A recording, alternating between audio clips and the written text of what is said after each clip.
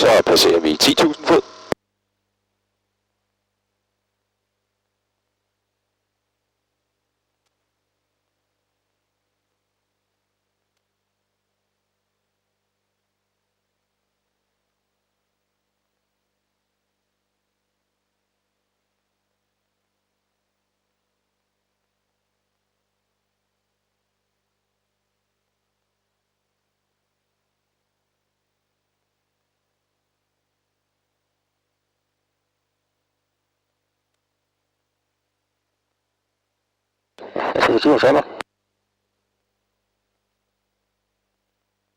Det var svar ved Sittersen der.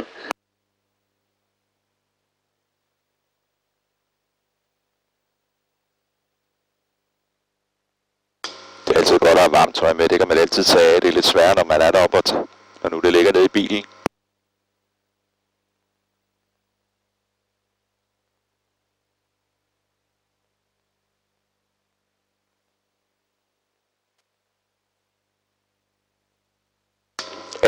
Fod, trykket er halveret i forhold til havoverfladen. Men ellers, Philip, du er vel viking, så du fryser vel ikke? Ikke endnu.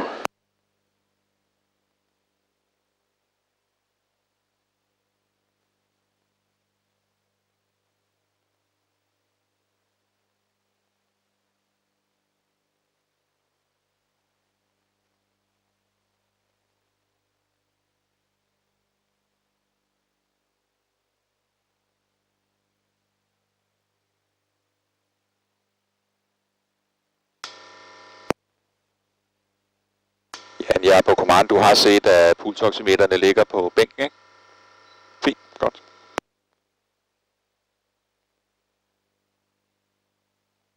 Vi må tage på nu.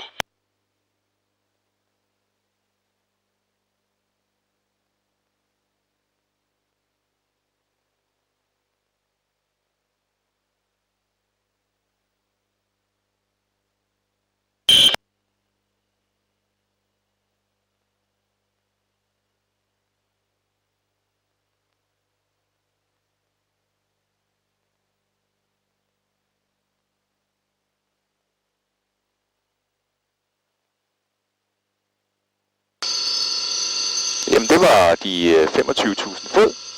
Så det er her, vi skal demonstrere for jer, hvordan iltmangel påvirker jeres krop, og det vil være Jan, som taler til jer det meste af tiden. Værsgo, Jan.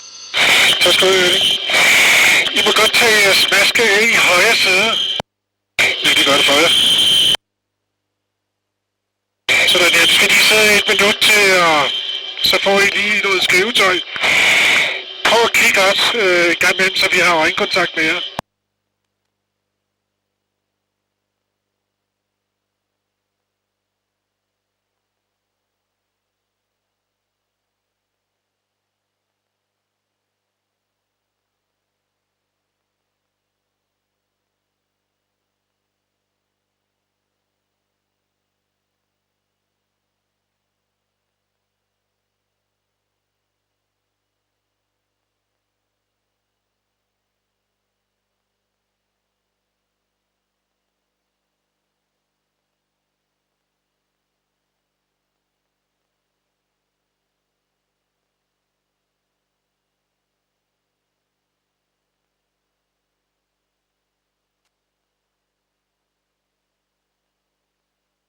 Et minut.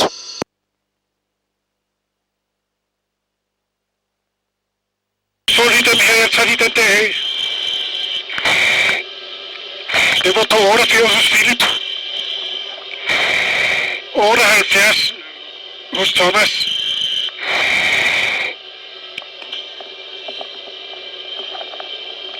Nu skal I lige skrive jeres navn herop. Og jeres fødselsdato.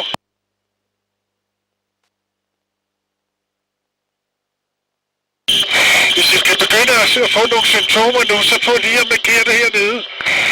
Hvis det passer.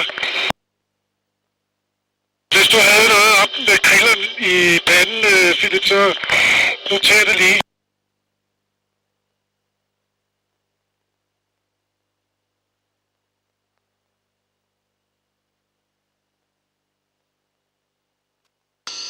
Minutter.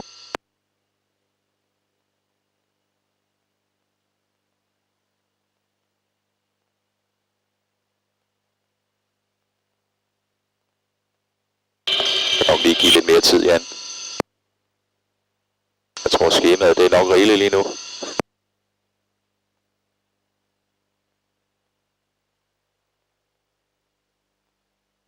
Thomas, hvordan har du det? Philip? 2,5 minut.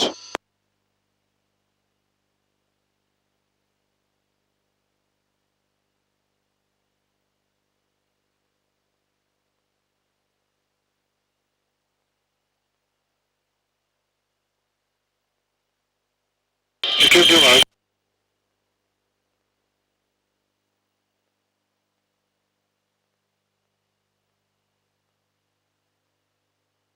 Tre minutter.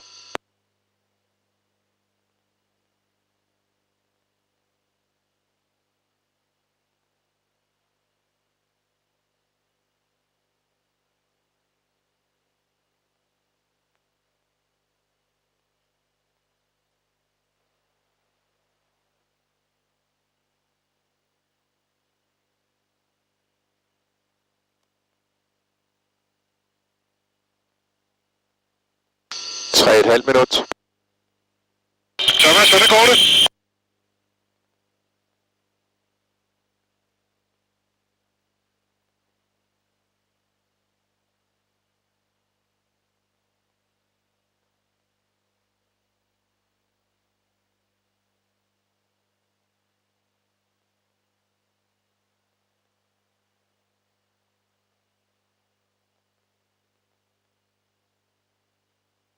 Fire minutter.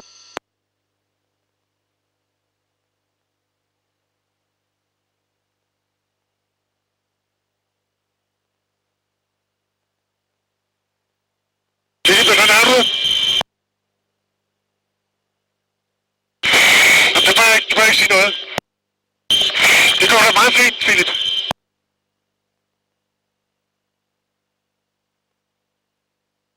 Thomas? 4,5 minut.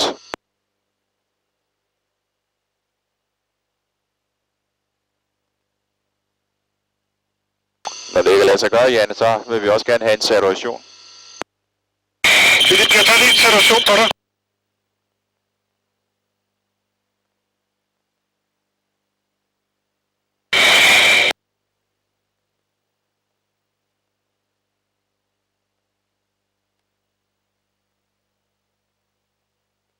Du står lige foran kameraet, Jan.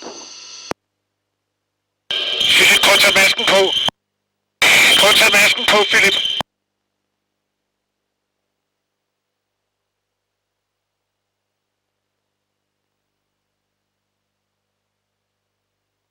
Så vil du få en måling, Jan. Den er på 80 nu.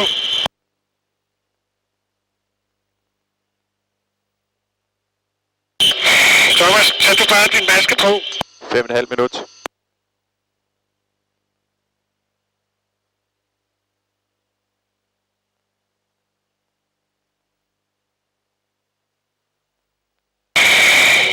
Den var på 80, og så tager du 100 puls.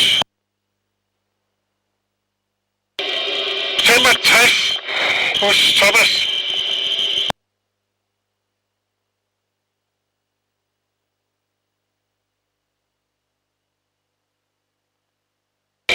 Så en puls på 133, og Philip sætter op på 120 pulsen.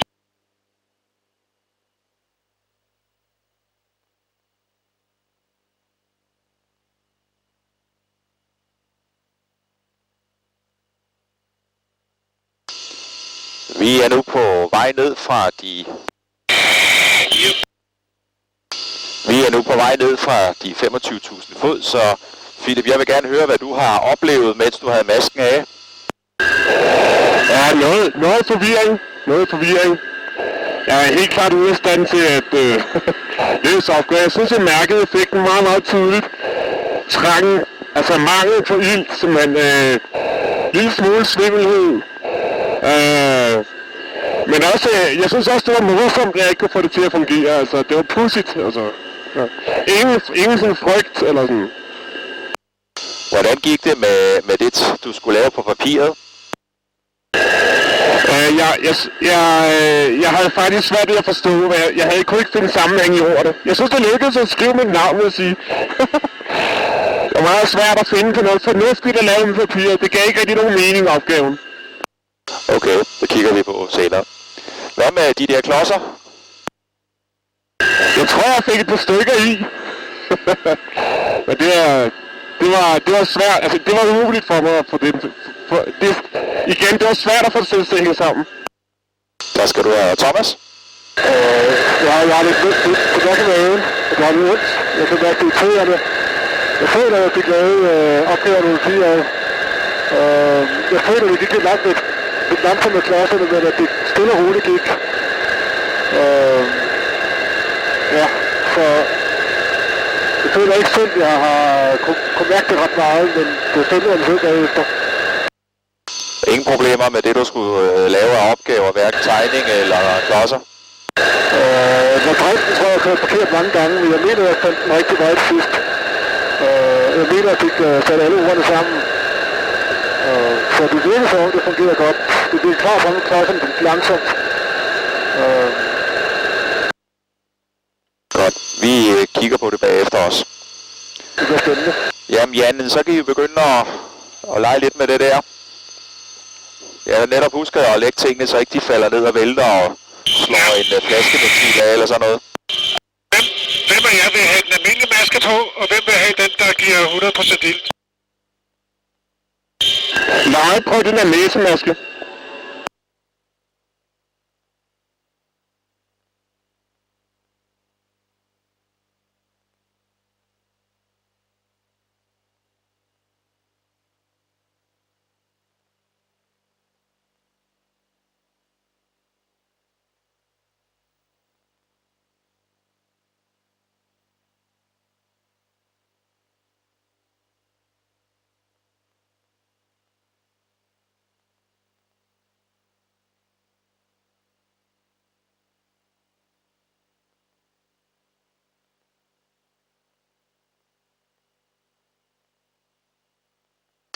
Jan, kan du ikke lige hjælpe Philip den der om bag ved nakken? Den må kunne hive så meget ud, så den kan spændes til, ligesom vi plejer at gøre.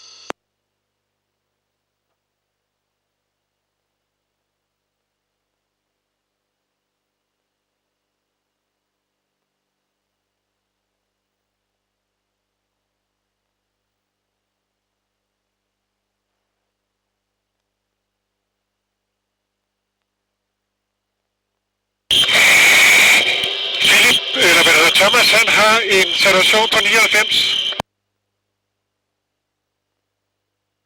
Og Philip i øjeblikket, der går ned af 94.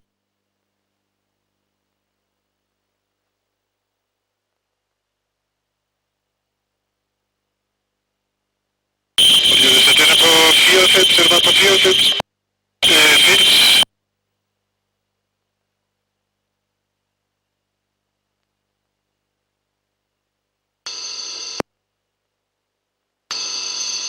Vi er i 22.000, Thomas, så den skal jo selvfølgelig bare stå efter det. Den giver 99, 100% saturation. Skal vi prøve at tage den der, som ikke har de der på?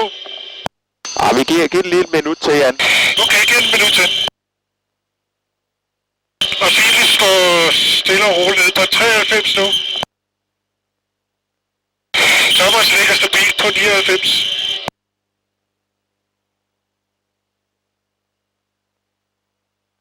Og det går ned hos Philip. Den er på 92 nu. Philip, jeg kan godt se, at du lukker munden. Prøv at være meget bevidst om, at du holder munden lukket og kun trækker vejret gennem næsen. Jeg ved godt, det er svært, men nu har du ikke andet at lave i hvert fald. Den er nede på 92. Stadigvæk Philip. 99 med Thomas.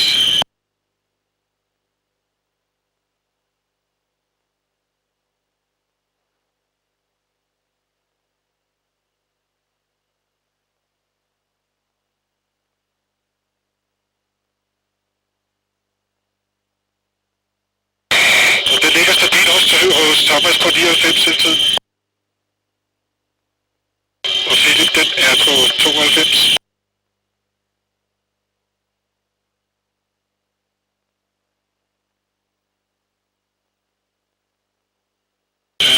på 91, du kommer lige op igen. Ja, det kan godt også hænge sammen med lige, hvordan man trækker vejret og så videre.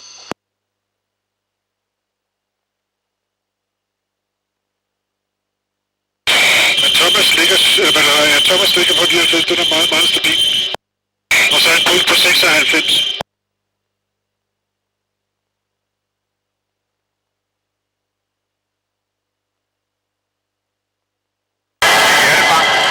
Ja.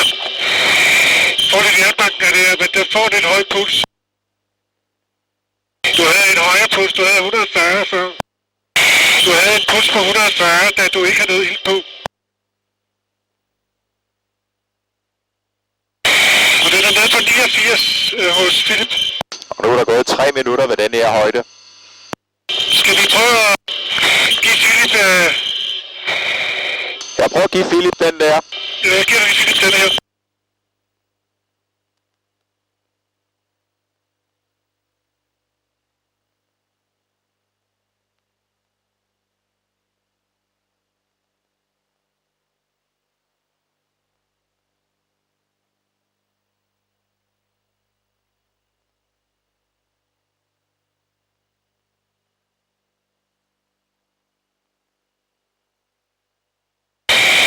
Den er på 87 nu.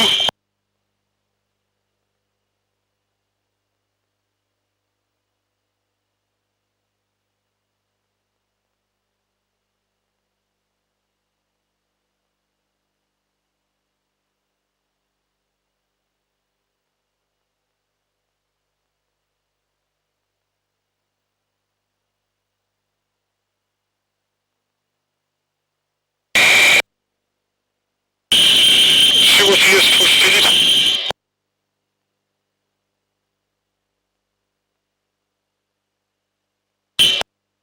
Er du godt lidt opad? Den er på 91 hos Philip.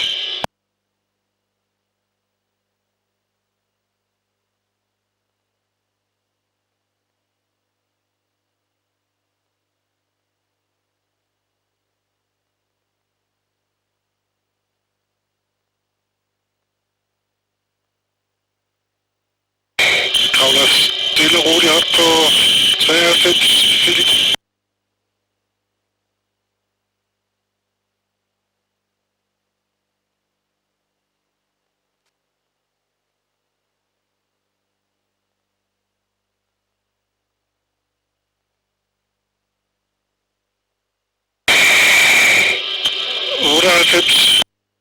Hos Thomas.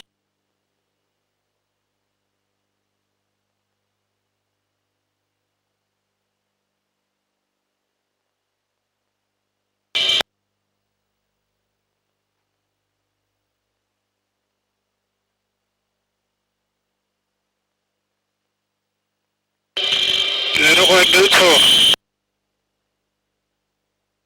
Den er på 100, det kan jeg sgu ikke forstå. Det er det.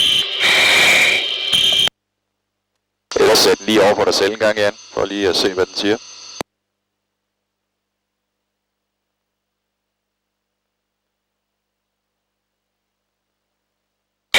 Den er 98 min her.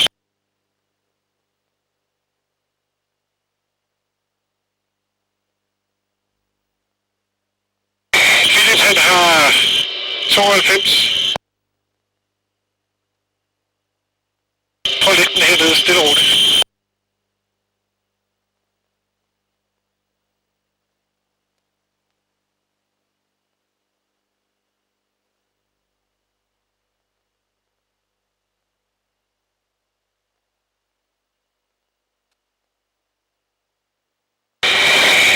Den er sgu på 99 hos Thomas.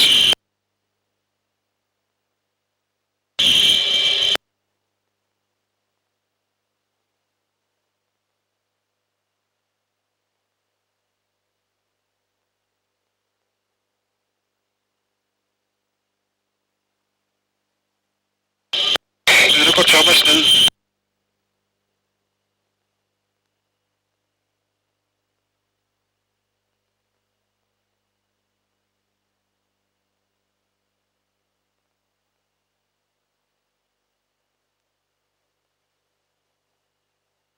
Thomas holder sgu ilten meget godt. Det vil han er god til at kompensere for højt. Han har også en højere puls, men det ligger så 98. Ja, du havde byttet pulsoximeter, ikke? Jo. Så vi kunne udelukke, det var noget med det i hvert fald. Jeg tænkte, at han ligger på 93.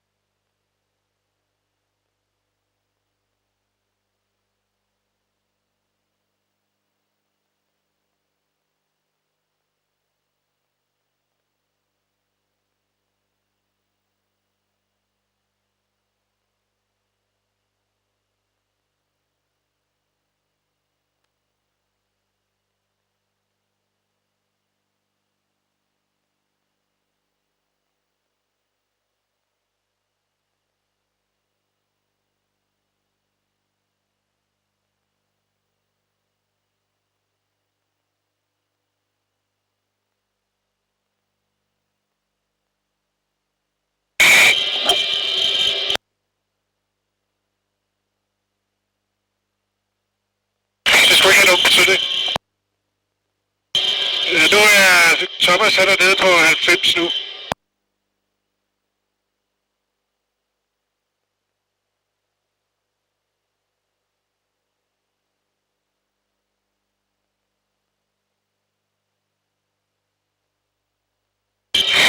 Mathilde, så kravler ned i.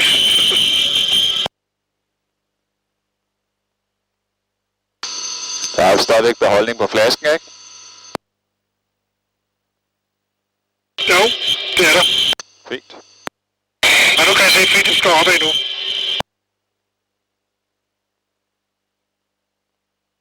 Thomas, han har 90. Vil du prøve lige at tage næskatiner på?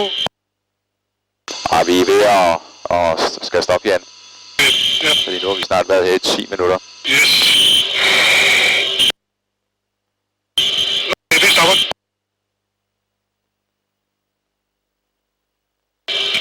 Lad os maske på igen. Thomas, tag du bare dit maske på igen.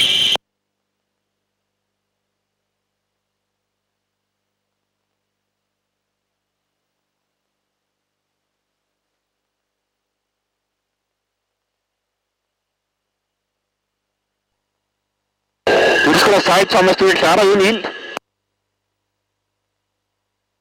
Ja, det er hjertebanken. Ja, men et er at sidde stille og foretage sig ingenting. Et andet er at stå op og lave noget fornuftigt. Godt, vi er stadigvæk i de her 22.000 fod, så nu vil vi gerne demonstrere for jer, hvordan iltmangel påvirker jeres farve og nattesyn. Så I får nu udleveret de her 2 plancher. Dem skal I bare holde med bagsiden opad, indtil I får besked på andet.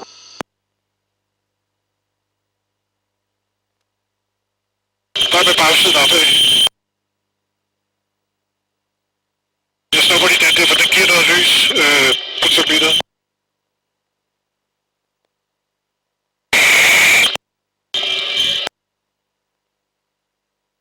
Så må I godt tage jeres maske af i højre side. Og vi er klar herinde, Erling. Fint. Skal I bare sidde her 2 minutters tid, og så kommer Erling ind og fortæller, hvad I skal gøre.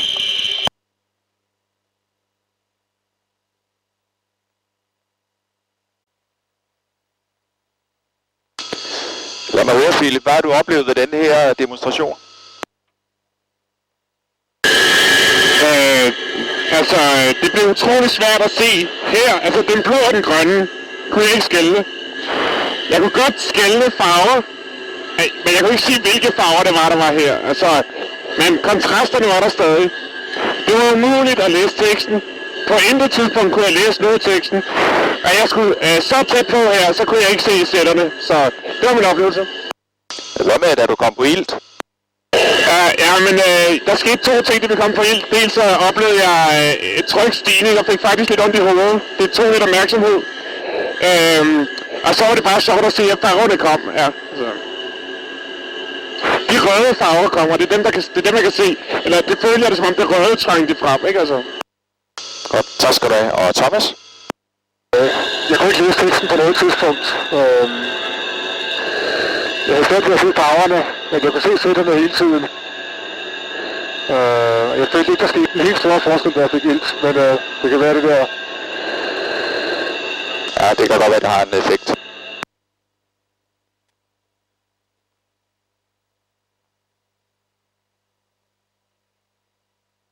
Og vi er snart nede i 13.000 fod.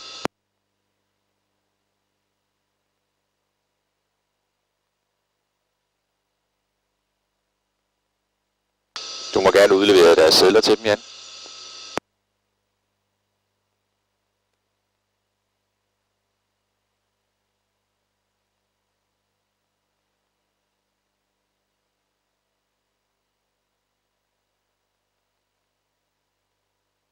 Det er sejt, Thomas. Prøv at se, hvad jeg har lavet. Lang til let, og tung til kort, og bred til lille. Og Philip, det er jo så også en af grundene til, at I får den udleveret uden forudgående instruktion.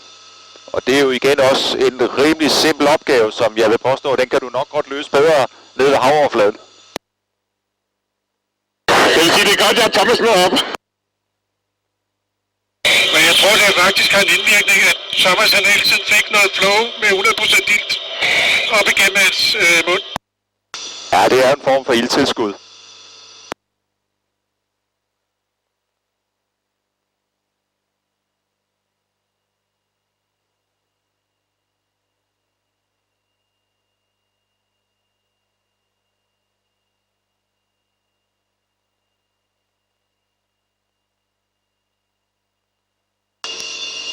Vi passerer nu 10.000 fod, så I må gerne tage maskerne af i højre side.